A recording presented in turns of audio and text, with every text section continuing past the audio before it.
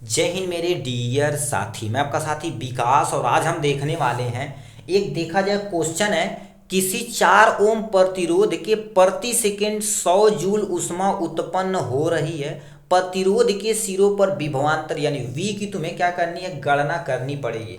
ये देखा जाए तो बोर्ड एग्जाम जो आपका होने वाला है 4 मार्च को, ये क्वेश्चन नंबर 3, ये देखिए same to same question 2 number का, ये यूपी बोर्ड के द्वारा जो पेपर जारी किया गया है 2024 और 25 विद्यार्थियों के लिए, उनके लिए ये देखा जाए क्वेश्चन बहुत ही इंपॉर्टेंट है, क्योंकि ये यूपी बोर्ड के द्वारा जारी किया गया। ये एज इट इज आपका एग्जाम में क्वेश्चन आ सकता है, तो प्लीज इसे आप कॉन्सेंट्रेट होकर सुनिएगा। ठीक है, ये आपका क्या होगा, 2 नंबर आज यहाँ से बन के जाने वाला है यदि आप कॉन्सेंट्रेट होकर सुनेंगे तो। ठीक है, अब क्या क्या पूछ दिया प्लीज ध्यान से सुनिए।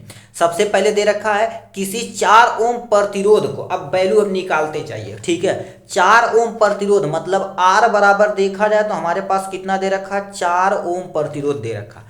प्रति सेकेंड मतलब T बराबर देखा जाए तो तुम्हारे पास प्रति सेकेंड मतलब 1 सेकेंड की ये बात कह रही है।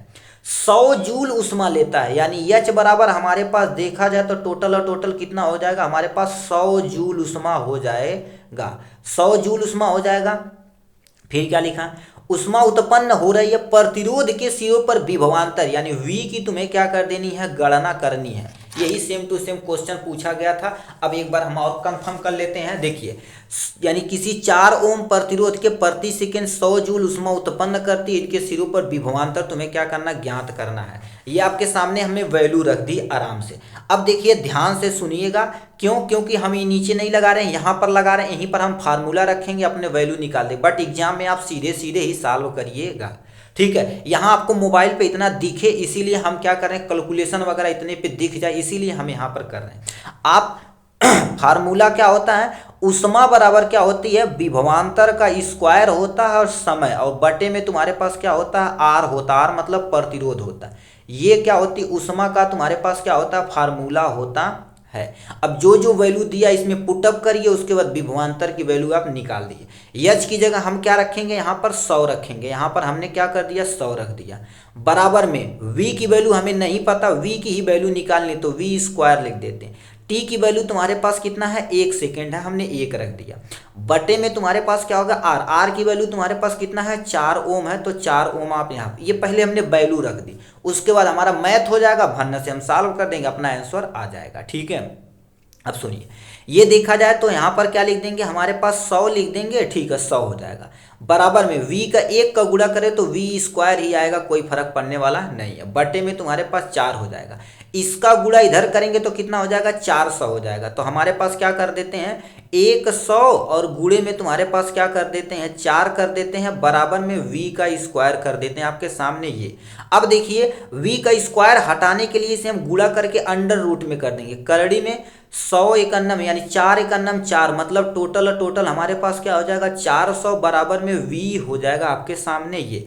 अब ये वैल्यू कैसे निकालेंगे, इसके लिए आपको थोड़ा सा एलसीएम वगैरह आना चाहिए। नहीं आएगा तब भी कोई टेंशन नहीं, आपका भाई बैठा है जो सब कुछ आपको क्या कर देगा, एकदम इजी से इजी तरीके से बताने की कोशिश की जाएगी। आपको क्या करना पड़ेगा, 400 ऐसे लेना पड़ेगा। छोटे बच्चों वाला एलसीएम कर दो भैया, कोनो टेंशन नहीं। 2 से कटवा 200 आई, 2 से कटवा तो 100 आई, 2 से कटवा तो कितना 50 आई, 2 से कटवा तो कितना आई तुम्हारे पास 25 आई, 5 से कटवा तो 5 आई, 5 से कटवा तो 1 आई, इतना। अब देखो पेयर बनावा 1 2 यहाँ पर हो जाएगा। अब देखिए क्या हो गया, पेयर जब बनता तो स्क्वायर में 1 लिखा जाता, 2 गुणे 5 हो जाएगा। एक पेयर को यहाँ लिख दिए, एक पेयर को यहाँ, एक जोड़ी को यहाँ लिख दिए।